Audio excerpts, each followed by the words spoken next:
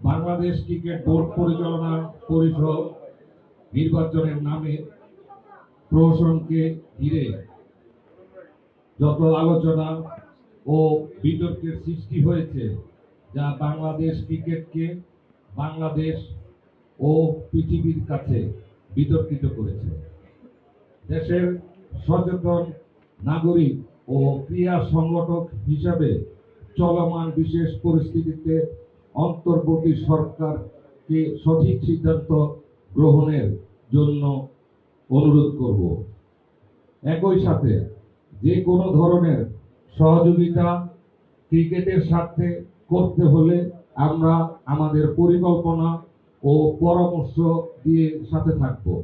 6 October নির্বাচনের আগেই নির্বাচন প্রক্রিয়া বিতর্কিত হয়েছে। সেক্ষেত্রে নির্বাচন অনুষ্ঠান করে নির্বাচনকে প্রশ্নবিদ্ধ বা বিতর্কিত করার মাধ্যমে বাংলাদেশ ক্রিকেট ইতিহাসকে কলঙ্কিত না করার জন্য আমাদের অনুরোধ। আমরা 3টি প্রক্রিয়ার মাধ্যমে চলমান বিতর্কিত অবস্থাকে সমাধানের মাধ্যমে বাংলাদেশ ক্রিকেটের উজ্জ্বল ভবিষ্যৎকে সমৃদ্ধ করতে পারি। 1.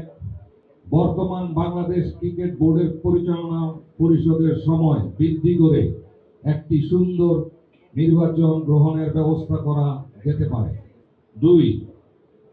একটি অ্যাডহক কমিটির মাধ্যমে নির্বাচনের ব্যবস্থা করা যেতে পারে। 3.